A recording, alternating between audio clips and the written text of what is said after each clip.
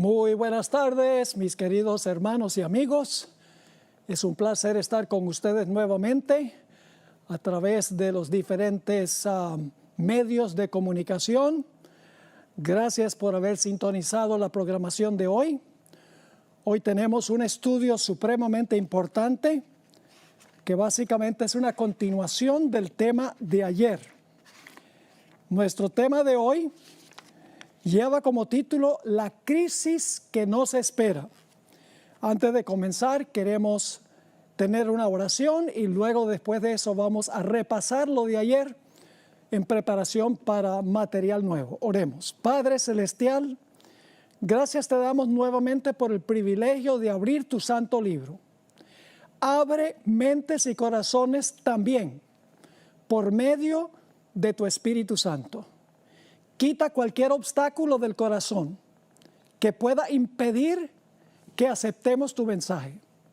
Gracias te damos por escuchar esta oración. Te lo imploramos en el nombre precioso de Cristo nuestro Salvador. Amén. Bien, vamos a repasar brevemente lo que estudiamos en el tema de ayer. Primero estudiamos 6 principios importantes que nos guían en nuestro estudio en el tema de hoy y el tema de ayer. En primer lugar, el estudio de Mateo 24 es supremamente importante. En segundo lugar, Mateo 24 tiene un doble cumplimiento. Se cumplen los eventos que llevan a la destrucción de Jerusalén y luego en los eventos que llevan a la destrucción final del mundo. En tercer lugar, hay que comparar los 3 evangelios que tienen este sermón de Jesús: Mateo, Marcos y Lucas, porque algunos evangelios tienen detalles que no tienen otros. Punto número 4 es que este sermón lo predicó Jesús especialmente para bien de los que profesan seguirle, no para los mundanos, sino para sus profesos seguidores, para que no sean engañados ni se rindan ante la persecución. En quinto lugar, los eventos de Mateo 24 están en orden cronológico, es decir, empieza en el versículo 5 y los eventos ocurren exactamente en el orden en que van a ocurrir al final de la historia. Y finalmente el principio número 6 es que el conflicto de los siglos, el libro de Elena White, el conflicto de los siglos, sigue el mismo orden que Mateo el capítulo 24. Luego voy a repasar los puntos básicos que estudiamos ayer. Vimos que va a haber guerras, rumores de guerras, nación contra nación, reino contra reino, pestilencias, hambres, terremotos y alborotos. Todas estas cosas tienen un propósito. Son causados por Satanás, porque él finalmente lo que quiere hacer es echarle la culpa a los fieles de Dios. Y eso lo encontramos en Mateo 24 y el versículo 9. Cuando venga esa persecución contra los fieles de Dios que están proclamando la verdad, y se les está echando la culpa a los fieles de Dios por lo que está pasando en el mundo, los fieles tendrán que comparecer ante reyes y gobernantes. Nos dimos cuenta también que durante ese tiempo los peores enemigos del pueblo de Dios serán amigos, familiares y parientes, créanlo o no. Este periodo es lo que se conoce como el pequeño tiempo de angustia o el tiempo de angustia previo. Vimos que cuando venga este conflicto, cuando venga esta persecución, muchos que parecen ser fieles van a apostatar de la fe, van a tropezar, va a haber un zarandeo entre el pueblo de Dios. Se van a levantar también falsos líderes religiosos. Se llaman falsos profetas, falsos pastores, que le van a decir a la gente que los que están causando los males en la sociedad son aquellos que son fieles a Dios. Nos dimos cuenta que también va a multiplicarse la maldad, la transgresión de la ley entre los que profesan ser pueblo de Dios, los que tienen apariencia de piedad. Y nos dimos cuenta, sin embargo, que a pesar de la mundanalidad, a pesar de la persecución, a pesar de las falsas enseñanzas, va a haber un grupo que va a perseverar hasta el fin y ese grupo será salvo. Y luego terminamos ayer en Mateo 24:14, donde habla de la proclamación del Evangelio a todo el mundo. Y entonces vendrá el fin. Y esto está hablando del mensaje del primer ángel que va a toda nación, tribu, lengua y pueblo, llevando el Evangelio. Y luego después de eso se ve a Cristo viniendo en una nube en Apocalipsis el capítulo 14 y el versículo 15. Así que vamos ahora a entrar en terreno nuevo, en terreno especial que vamos a estudiar el día de hoy. Vamos a Mateo, el capítulo 24 y el versículo 15 y 16. Todo lo que hemos dicho ocurre mientras que la puerta de la oportunidad está abierta. Es decir, la puerta de la gracia no se ha cerrado todavía en todos los eventos que yo he repasado el día de hoy y que trazamos el día de ayer. Pero ahora llegamos a la gran prueba final. Se conoce como la abominación asoladora. Vamos a leer Mateo 24, 15 y 16. Por tanto, cuando veáis, dice Jesús, en el lugar santo, la abominación asoladora, de la cual habló el profeta Daniel, el que lee entienda, entonces los que estén en Judea huyan. Es decir, cuando vean la abominación desoladora o asoladora, es el tiempo de huir. Ahora, Lucas lo expresa de una forma distinta. Lucas 21 y el versículo 20 y 21 nos dice, pero cuando viereis a Jerusalén rodeada de ejércitos, sabed entonces que su destrucción ha llegado. Es decir, la abominación asoladora tiene que ver con los ejércitos, las legiones romanas que circundaron la ciudad de Jerusalén. Así que dice, pero cuando viereis a Jerusalén rodeada de ejércitos, sabed entonces que su destrucción ha llegado. Y entonces los que estén en Judea, aquí está lo mismo que leímos en Mateo 24, huyan a los montes, y los que estén en medio de ella váyanse, y los que estén en los campos no entren en ella. Ahora, ¿qué fue esa abominación asoladora? ¿Qué tenían los ejércitos romanos que era la señal para los cristianos, los fieles que estaban en la ciudad? Elena White, en El conflicto de los siglos, página 25, explicó un poco más lo que fue la señal. No solamente fue que la ciudad fue circundada por los ejércitos o las legiones romanas. Hubo algo más.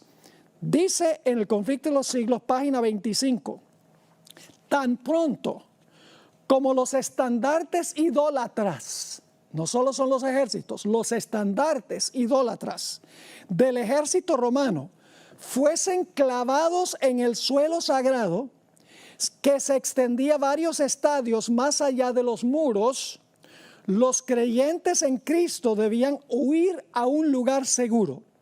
Al ver la señal preventiva, todos los que quisieran escapar debían hacerlo sin tardar.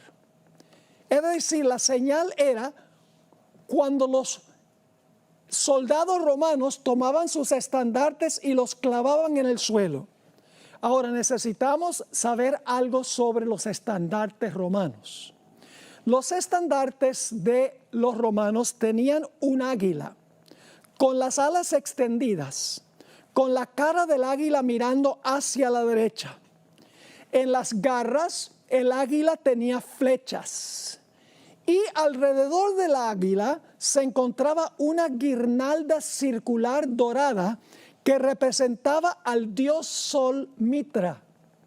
Flavio Josefo, quien fue testigo ocular de la destrucción de Jerusalén, dijo algo muy interesante en cuanto a lo que hacían los romanos con sus estandartes. Según Josefo, los soldados romanos enterraban en el suelo sus estandartes en representación del dios Sol. Luego se arrodillaban y les rendían a los estandartes adoración. Estaban adorando, en otras palabras, al dios Sol. Cuando los que estaban en la ciudad, que eran fieles a Dios, vieran esa señal de los estandartes romanos y los soldados adorando al dios Sol, era la señal de que los cristianos debían huir. Pero la pregunta es, ¿cómo podían huir si la ciudad estaba sitiada por los ejércitos romanos? En el Conflicto de los Siglos, página 29, encontramos la explicación y luego les voy a leer una cita de Josefo donde él dijo lo mismo. Dice así: después que los soldados romanos, al mando del general Cestio Galo, esto es en el año 66, hubieron rodeado la ciudad, abandonaron de pronto el sitio de una manera inesperada. Y eso cuando todo parecía favorecer un asalto inmediato. Perdida ya la esperanza de poder resistir el ataque, los sitiados estaban a punto de rendirse, es decir, los que estaban en la ciudad estaban a punto de rendirse, cuando el general romano retiró sus fuerzas sin motivo aparente para ello. Es decir, Cestio Galo con las legiones romanas se fue, cuando todo parecía que la ciudad iba a caer. Flavio Josefo escribió lo siguiente: sin haber recibido desgracia alguna y sin ninguna causa en absoluto, Cestio se retiró de la ciudad. Cuando Cestio se retiró, los judíos infieles que estaban en la ciudad dijeron: ve, los profetas nuestros tenían razón. Mire, Dios está asustando las legiones romanas, están huyendo. Y los judíos apóstatas dentro de la ciudad se fueron tras las legiones romanas y las legiones romanas sufrieron muchas bajas. Pero mientras Cestio Galo se iba con las legiones romanas, los fieles cristianos que habían visto la señal huyeron de la ciudad y no murió ni un solo cristiano en la destrucción de la ciudad de Jerusalén, porque habían visto la señal. Los estandartes, como los soldados romanos se habían inclinado para adorar al dios Sol representado en el estandarte y huyeron. Ahora, ¿qué tiene esto que ver con la segunda aplicación en el tiempo del fin? Ahora vamos a ver cómo se aplica esto al final de la historia, porque vimos que Mateo 24 tiene una doble aplicación. Yo tengo aquí en mi bolsillo un billete de $1. Voy a hablarles por unos momentos sobre el billete de $1, especialmente la parte de atrás del billete, donde dice one, palabra uno en letra bien grande. Encontramos dos círculos en la parte de atrás del billete. Estos dos círculos son los dos lados del gran sello oficial de los Estados Unidos. Todas las proclamaciones presidenciales, legislativas y judiciales tienen que llevar este sello para que sean auténticos y para que sean ley. Van a encontrar en el primer lado de este sello, que está en el billete de $1, dicho sea de paso, este sello fue adoptado en 1782, solo 6 años después de la Declaración de Independencia en 1776. En un lado se encuentra una pirámide inconclusa. Encima de la pirámide está un ojo, se conoce como el ojo de la providencia, y saliendo del ojo se ven los rayos del sol. Se encuentra también al pie de esa pirámide el año 1776 en números romanos, muy significativo. Además de eso aparecen 2 inscripciones en latín, el idioma oficial del Imperio Romano. Arriba está la expresión annuit coeptis, que significa Él ha favorecido nuestra empresa. Abajo se encuentra la inscripción Novus Ordo Seclorum, que significa nuevo orden mundial. Y ustedes pensaban que el nuevo orden mundial es una cosa más reciente. No, va a la misma raíz y la fundación de los Estados Unidos. Eso es en un lado. Ahora, ¿qué tal en el otro lado? El otro círculo tiene un águila con las alas extendidas, mirando hacia la derecha, con garras, con flechas en sus garras. Encima de esa águila está el sol irrumpiendo a través de las nubes. Y abajo, más bien por encima del águila, aparecen las palabras e pluribus unum, es decir, de los muchos uno. Mis queridos hermanos y amigos, los historiadores documentan que los Estados Unidos obtuvo su sello oficial directamente del Imperio Romano, lo que estaba en el estandarte de los romanos. Ahora, si ustedes visitan la ciudad de Washington, D.C., van a encontrar que los edificios principales todos tienen arquitectura romana. Van a encontrar que la ciudad está llena de estatuas que conmemoran eventos históricos y los héroes, igual que sucedía allá en Roma. Además de eso, muchas de esas estatuas tienen fecha en números romanos. A principios de los Estados Unidos, los ejércitos no se llamaban ejércitos, se llamaban legiones. Y todos sabemos que la Cámara Alta del Congreso se llama Senado, y los que sirven allí se llaman senadores. ¿De dónde creen ustedes que viene todo eso? Viene del Imperio Romano Antiguo. Ahora, quiero leerles un par de citas del Espíritu de Profecía, a donde Ellen White hace la conexión entre la adoración del sol por parte de las legiones romanas en los estandartes y lo que va a pasar al final de la historia en el mundo cristiano. Leo primero de Testimonios para la Iglesia, tomo 5, página 426 y 427. Dice así: noten la comparación. Por el decreto que imponga la institución del papado en violación a la ley de Dios, esa es una ley dominical, nuestra nación, dice ella, hablando de los Estados Unidos, se desvinculará completamente de la justicia. Cuando el protestantismo extienda la mano a través del abismo para asir la mano del poder romano, es decir, del papado, cuando se incline por encima del abismo para darse la mano con el espiritismo, cuando bajo la influencia de esta triple unión, nuestro país, está hablando de los Estados Unidos, repudie todo principio de su constitución como gobierno protestante y republicano y haga provisión para la propagación de las mentiras y seducciones papales, entonces sabremos que ha llegado el tiempo en que se verá la asombrosa obra de Satanás y que el fin está cerca. Ahora fíjense la conclusión de la cita.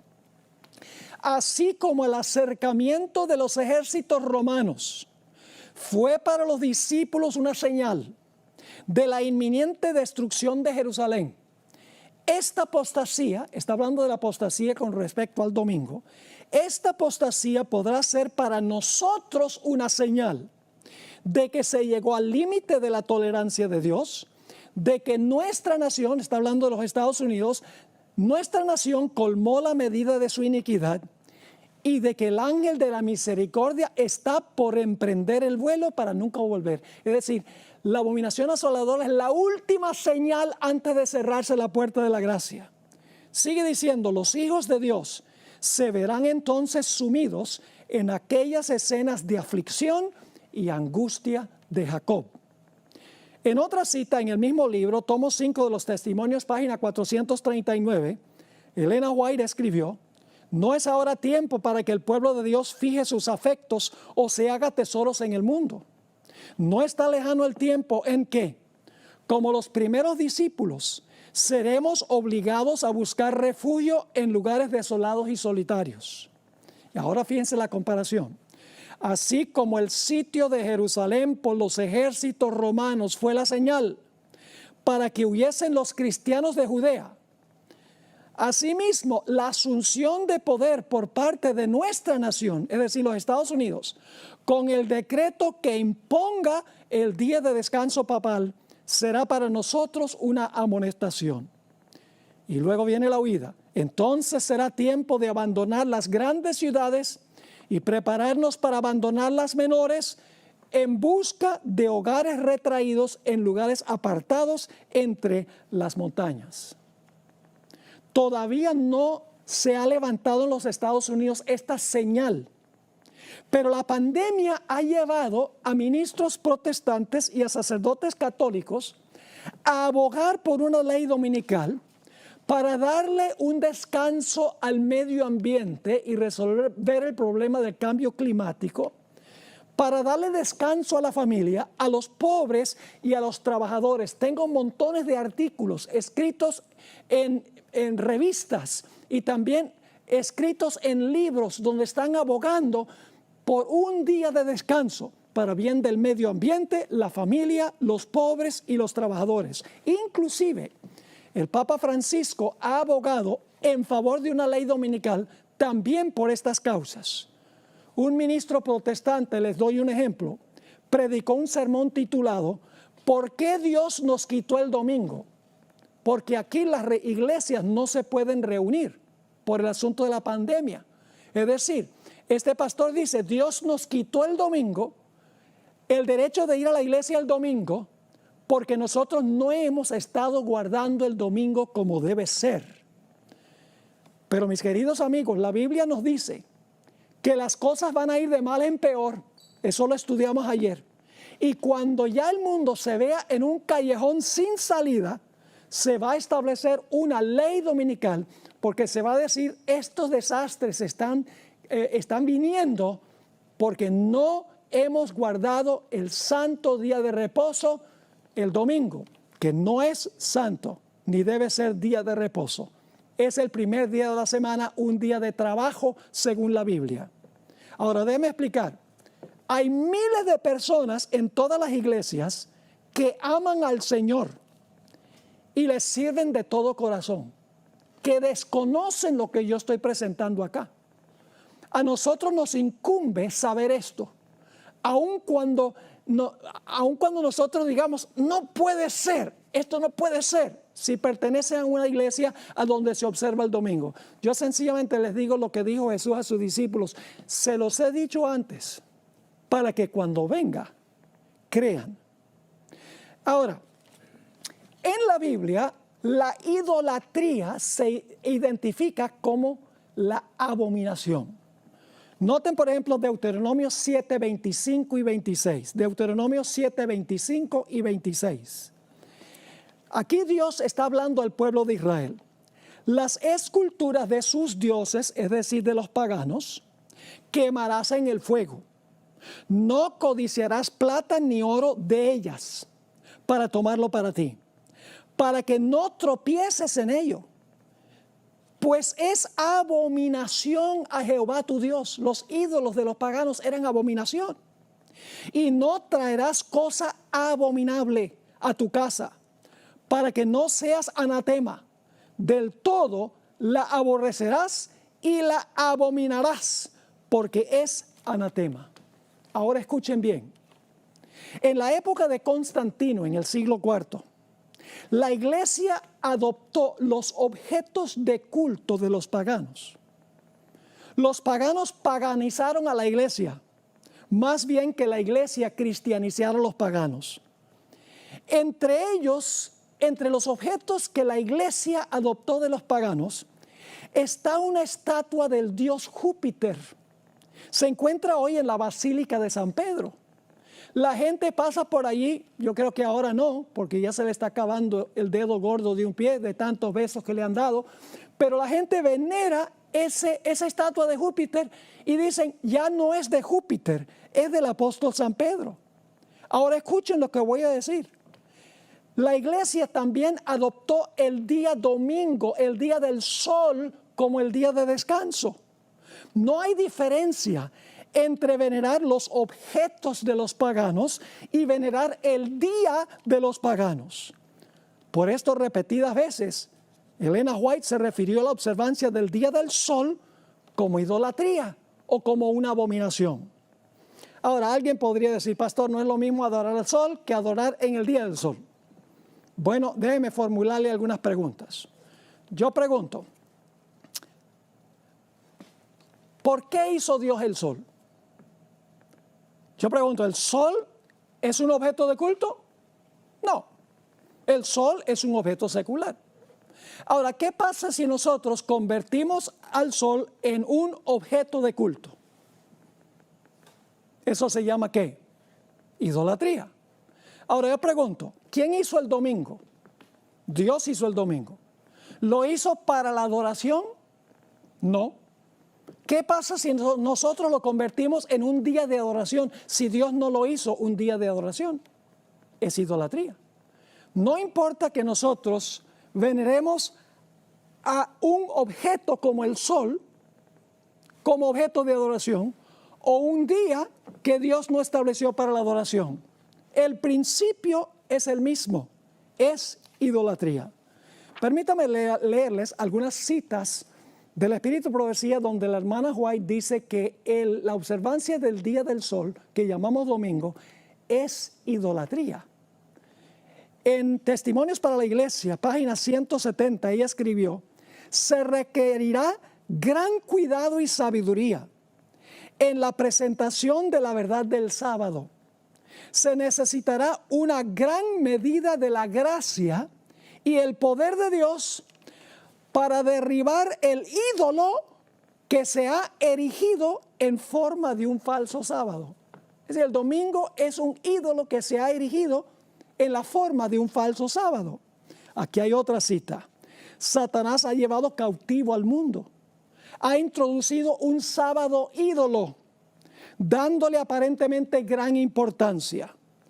Ha robado la lealtad del mundo cristiano del sábado del Señor a este sábado ídolo. El mundo se inclina a una tradición, un mandamiento creado por los hombres. Por eso es idolatría, porque la observancia del domingo como día santo es idolatría, porque es un día que establecieron los hombres para la adoración y no Dios. Y luego Elena White compara con Nabucodonosor. Así como Nabucodonosor se exaltó al levantar su imagen de oro en el valle de Dura, Satanás se exalta a sí mismo por medio de este falso sábado que ha robado del patrimonio celestial. Y luego compara nuevamente la observancia del domingo con la ofrenda de Caín. Dice así en la revista Signs of the Times, marzo 21, 1900. Al igual que Caín, los hombres de hoy están violando un claro así dice Jehová. Dios ha santificado y bendecido el séptimo día. Requiere que todos lo santifiquen como memorial de la creación.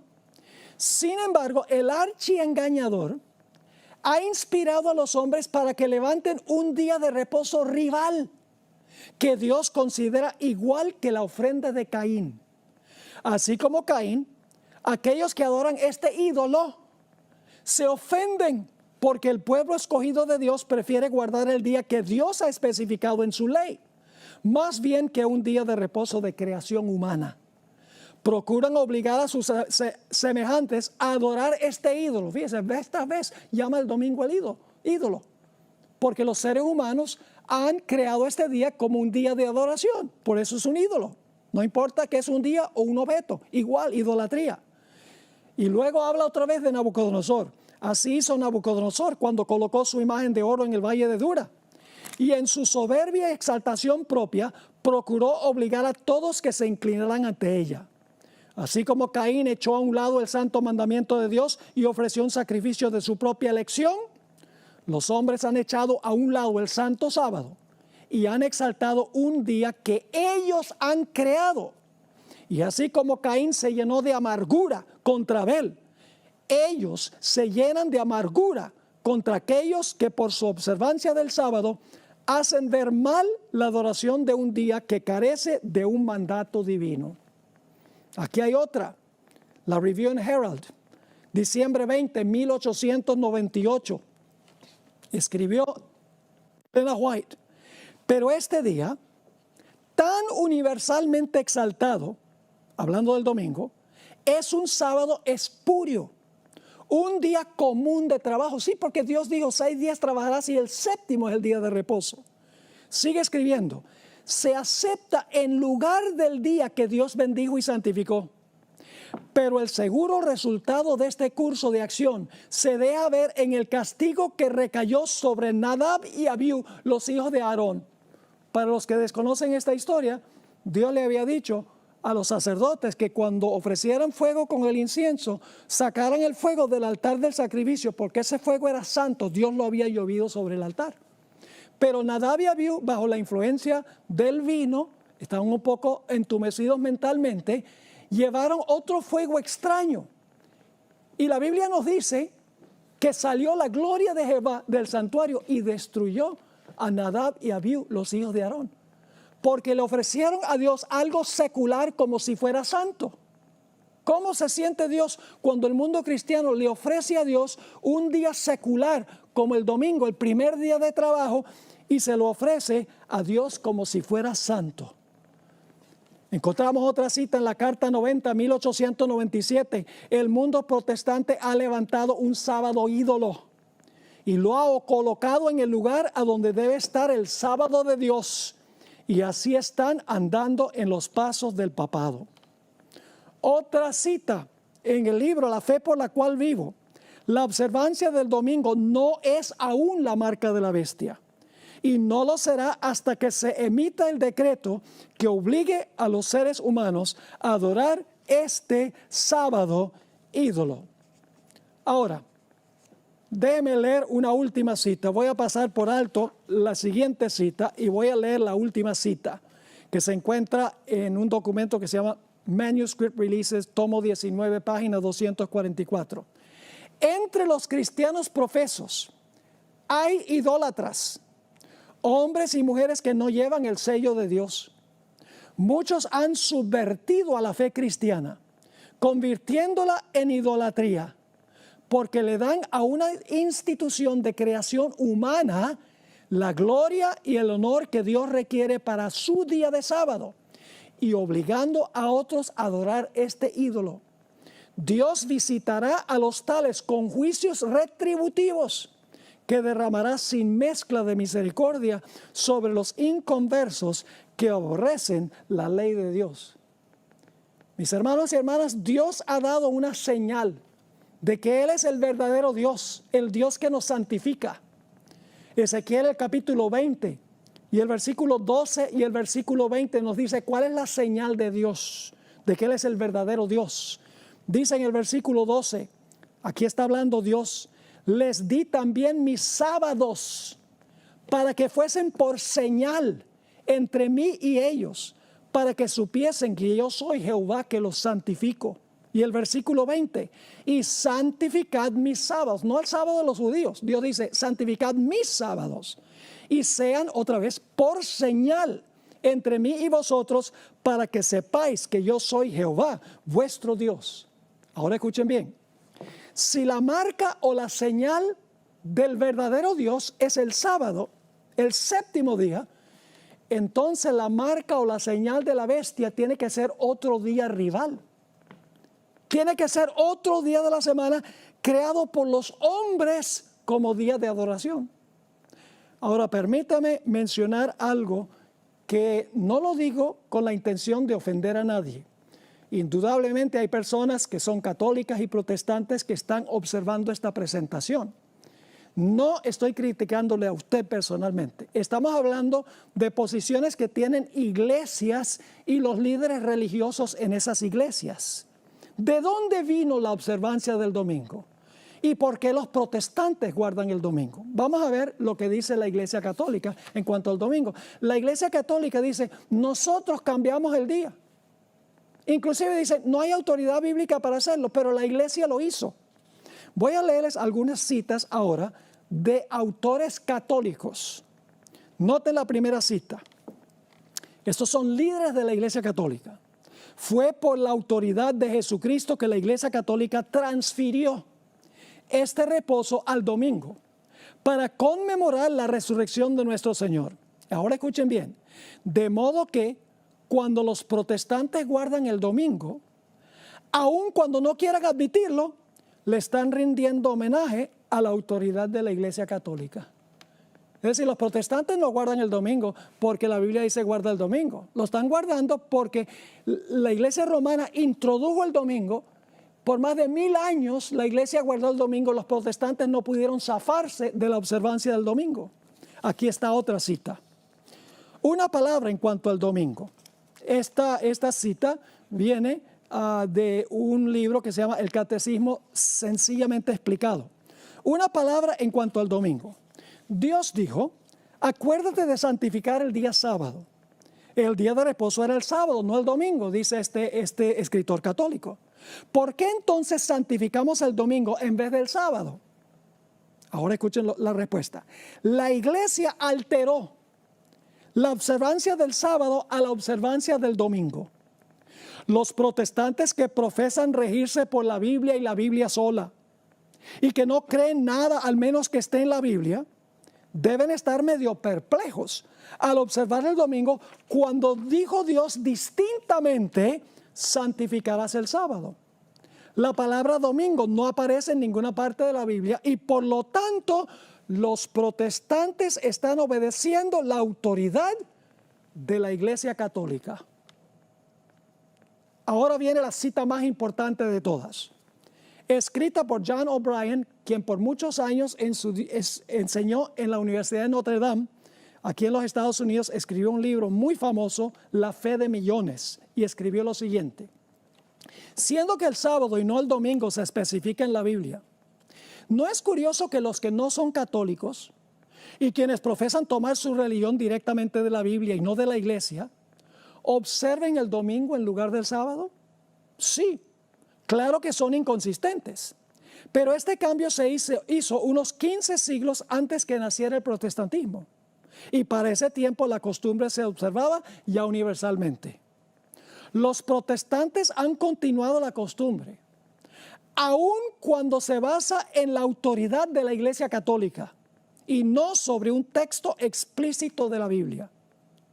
Dicha observancia permanece como un recordativo de la Iglesia Madre. Los protestantes al guardar el domingo tienen un recordativo de la Iglesia Madre de donde salieron.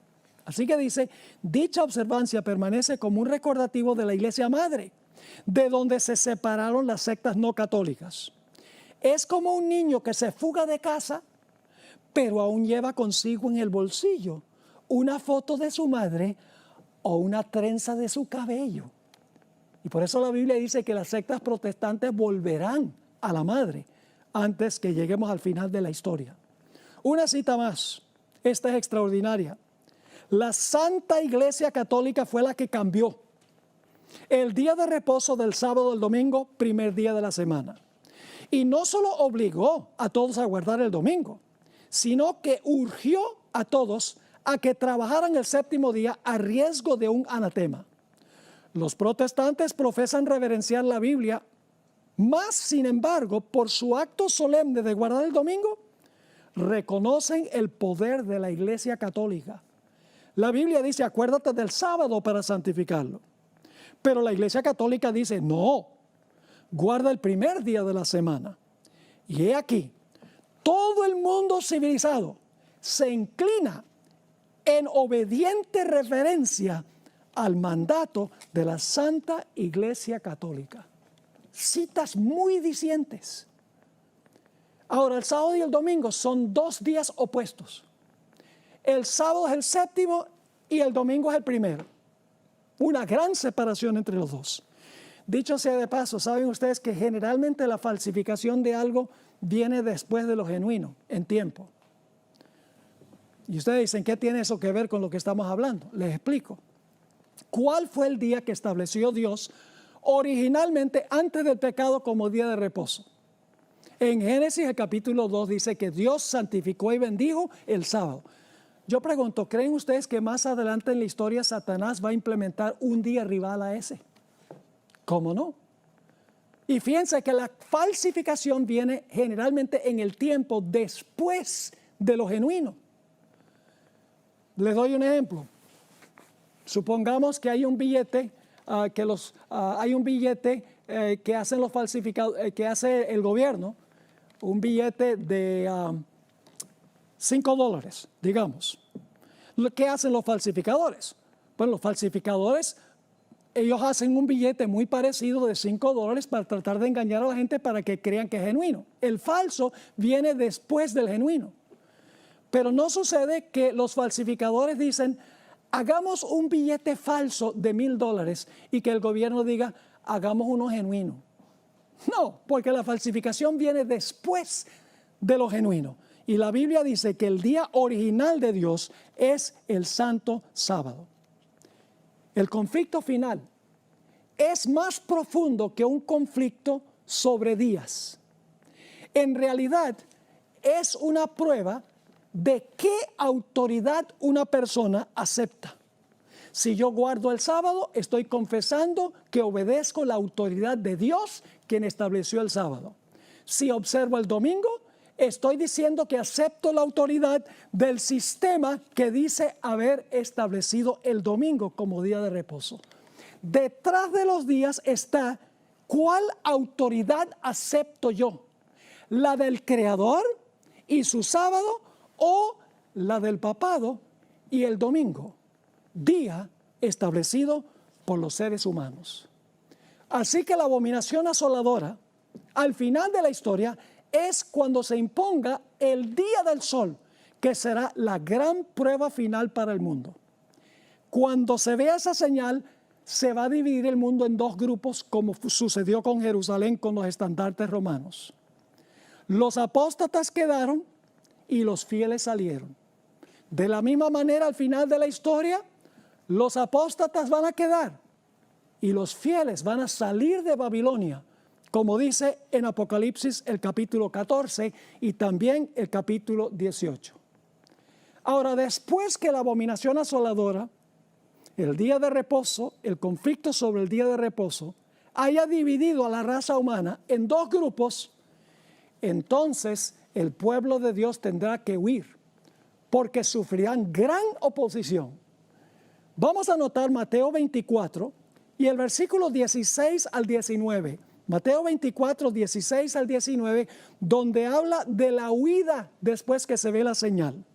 Dice allí, entonces los que estén en Judea huyan a los montes. El que esté en la azotea, no descienda para tomar algo de su casa. Y el que esté en el campo, no vuelva atrás para tomar su capa. Es decir, dejen todo atrás. Mas ay de las que estén encintas y de las que críen en aquellos días. Porque va a ser muy difícil. Dificilísimo si una mujer está embarazada y tiene que huir, o si está criando niños pequeños y tiene que huir también. Lucas 17, 31 y 32 agrega un detalle que no está en Mateo. Dice, en aquel día el que esté en la azotea y sus bienes en casa, no descienda a tomarlos. Y el que en el campo, asimismo no vuelva atrás. Acordaos de la mujer de Lot. La mujer de Lot salió de Sodoma, pero Sodoma no había salido de ella. ¿Será que hay muchos cristianos que dicen que han salido del mundo, pero el mundo no ha salido de ellos? ¿Será que estamos aferrados a nuestras casas y nuestros carros y nuestro dinero y nuestra jubilación y todos los bienes materiales que tenemos? Que cuando venga este momento, vamos a decir como la esposa de Lot, ay, yo no puedo dejar todo esto atrás. Por eso el Señor Jesucristo dijo, acordaos de la mujer de Lot.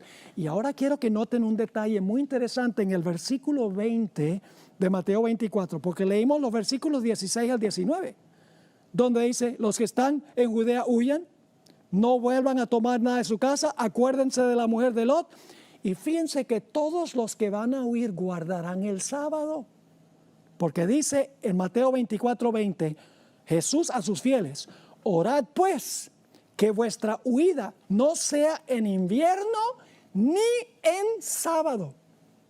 Es decir, los fieles que van a huir son observadores del sábado, según Mateo, el capítulo 24 y el versículo 20. Y cuando el pueblo de Dios huya, ya la puerta de la gracia se ha cerrado, y vendrá la gran tribulación. Recuerden que en Mateo 24:9 dice que habrá una tribulación. Es el tiempo de angustia previo. Pero en Mateo 24:21 dice gran tribulación, después de cerrarse la puerta de la gracia. Dice ahí en Mateo 24:21 y 22, porque habrá entonces gran tribulación, cual no la ha habido desde el principio del mundo hasta ahora ni la habrá. Y si aquellos días no fuesen acortados, nadie sería salvo. Mas por causa de los escogidos, aquellos días serán acortados. En Daniel 12 y el versículo 1 encontramos una descripción del mismo tiempo de angustia. Dice, en aquel tiempo se levantará Miguel, el gran príncipe que está de parte de los hijos de tu pueblo. Y será tiempo de angustia, cual nunca fue desde que hubo gente hasta entonces. Pero en aquel tiempo será libertado tu pueblo, todos los que se hallen inscritos en el libro. Y luego, en los versículos 23 al 27, lamentablemente el tiempo no nos permite estudiar todos los detalles, pero en Mateo 23 al 27 encontramos en ese tiempo de angustia que Satanás va a falsificar la segunda venida de Cristo, porque él quiere ganarse a los escogidos. Él todavía alberga una esperanza de que va a poder engañar a los escogidos. Y su último gran engaño será falsificar la segunda venida de Jesús, haciéndose pasar por Cristo. Dice en Mateo 23 al 27, entonces si alguno os dijere, mirad, aquí está el Cristo, que significa Mesías, o mirad, ahí está, no lo creáis, porque se levantarán falsos cristos y falsos profetas, y harán grandes señales y prodigios, de tal manera que engañarán, si fuere posible, a uno de los escogidos. Yo ya os lo he dicho antes. Así que si os dijeren, mirad, está en el desierto, no salgáis. O mirad, está en los aposentos, no lo creáis. Porque como el relámpago sale del oriente y se muestra hasta el occidente, es decir, todo el mundo lo ve, así será también la venida del Hijo del Hombre. Porque donde quiera que estuviera el cuerpo muerto, allí se juntarán las águilas. Muy interesante ese versículo. Ojalá tuviera 10 minutos para exponerle ese versículo que habla de las águilas. Las águilas de los estandartes romanos y el águila de los Estados Unidos al final de la historia trae la destrucción. Elena White describió de una forma espectacular esta falsificación de la segunda venida. Y voy a leer rápido. Conflicto de los siglos, página 608 y 609. El acto capital que coronará el gran drama del engaño será que el mismo Satanás se hará pasar por el Cristo. Hace mucho que la iglesia profesa esperar el advenimiento del Salvador como consumación de sus esperanzas. Pues bien, el gran engañador simulará que Cristo habrá venido. En varias partes, aquí está la clave, en varias partes de la tierra, Satanás se manifestará a los hombres como un ser majestuoso, de un brillo deslumbrador, parecido, dice esto, a la descripción que del Hijo de Dios da San Juan en el Apocalipsis. Le va a brillar el rostro como el sol, como dice en Apocalipsis 1. La gloria que le rodee superará cuanto hayan visto los ojos de los mortales. El grito de triunfo repercutirá por los aires. Cristo ha venido, Cristo ha venido. El pueblo se postrará en adoración ante él, mientras levanta sus manos y pronuncia una bendición sobre ellos, así como Cristo bendecía a sus discípulos cuando estaba en la tierra. Su voz es suave y acompasada, aunque llena de melodía. En tono amable y compasivo, enuncia Satanás algunas de las verdades celestiales y llenas de gracia que pronunciaba el Salvador. Cura las dolencias del pueblo. Y luego, en su fementido carácter de Cristo, asegura haber cambiado el día de reposo del sábado al domingo y manda a todos que santifiquen el día bendecido por él. Declara que aquellos que persisten en santificar el séptimo día blasfeman su nombre, porque se niegan a oír a sus ángeles, que les fueron enviados con la luz de la verdad. Es el engaño más poderoso y resulta casi irresistible. Ahora, ¿por qué no será engañado el pueblo de Dios? Muy sencillo. Sigue la cita. Pero el pueblo de Dios no se extraviará. Primero, las enseñanzas del falso Cristo no están de acuerdo con las Sagradas Escrituras. La Biblia dice sábado, Satanás va a decir domingo. Es decir, tenemos que atenernos por lo que dice la Biblia, no por lo que dicen los ojos y los oídos y las emociones, solo lo que dice la palabra de Dios. Sigue la cita. Las enseñanzas del falso Cristo no están de acuerdo con las Sagradas Escrituras. Su bendición va dirigida a los que adoran a la bestia y su imagen. Precisamente aquellos sobre quienes dice la Biblia que la ira de Dios será derramada sin mezcla. Hay una segunda razón por la cual el pueblo de Dios no será engañado. Además, no se le permitirá a Satanás contrahacer la manera en que vendrá Jesús. Es decir, no va a poder verse como un relámpago que refulge del oriente hasta el occidente. No. Él se va a aparecer en diferentes partes del mundo, caminando en la tierra. Pero cuando Cristo venga, vamos a encontrar que Cristo no va a tocar la tierra. Sigue diciendo, además no se le permitirá a Satanás contrahacer la manera en que vendrá Jesús. El Salvador previno a su pueblo contra este engaño y predijo claramente cómo será su segundo advenimiento. Y ahora cita Elena White, Mateo 24, porque se levantarán falsos cristos y falsos profetas y darán señales grandes y prodigios, de tal manera que engañarán, si es posible, aún a los escogidos. Así que, si os dijeren, he aquí en el desierto está, no salgáis, he aquí en las cámaras, no creáis, porque como el relámpago que sale del oriente y se muestra hasta el occidente, así será también la venida del Hijo del Hombre. Y luego comenta Elena White, no se puede remediar semejante aparición. Todos la conocerán y el mundo entero la presenciará. Y luego habrá señales en los cielos, en el sol, la luna y las estrellas, anunciando que Cristo está comenzando su segunda venida. Dice Mateo 24, 29, e inmediatamente después de la tribulación de aquellos días, el sol se oscurecerá y la luna no dará su resplandor, y las estrellas caerán del cielo y las potencias de los cielos serán conmovidas.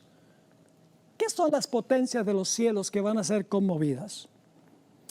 Bueno, Dios colocó el sol para que gobernara el día y colocó la luna para que gobernara la noche, según Génesis 1 y el versículo 16. Ahora voy a leerles una cita en Primeros Escritos, página 41. El 16 de diciembre de 1848, el Señor me dio una visión de la conmoción de las potestades del cielo. Vi que cuando el Señor dijo cielo, al anunciar las señales indicadas por Mateo, Marcos y Lucas, quería decir el cielo. Y cuando dijo tierra, se refería a la tierra. Ahora ella explica, las potestades del cielo son el sol, la luna y las estrellas. Gobiernan en los cielos. Eso dice, Dios creó el sol para gobernar en el día y la luna para gobernar en la noche. Gobiernan en los cielos. Las potestades terrenas son las que gobiernan en la tierra, es decir, los magistrados, los gobernantes. Ahora fíjense cuándo van a ser estas señales. Las potestades del cielo se conmoverán a la voz de Dios. Es decir, el sol, la luna y las estrellas se van a conmover cuando Dios deje oír su voz, cuando Cristo está comenzando su segunda venida. Entonces el sol, la luna y las estrellas se moverán de sus lugares.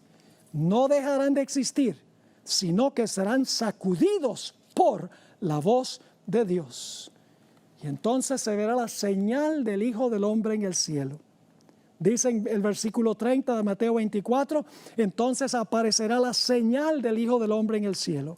Y entonces lamentarán todas las tribus de la tierra. Pueden leer una ampliación de esto en Apocalipsis 6, 14 al 16. Así que dice, entonces aparecerá la señal del Hijo del Hombre en el cielo. Y entonces lamentarán todas las tribus de la tierra y verán al Hijo del Hombre viniendo sobre las nubes del cielo con poder y gran gloria. Elena White en el Conflicto de los Siglos, página 624, describió esta señal del Hijo del Hombre.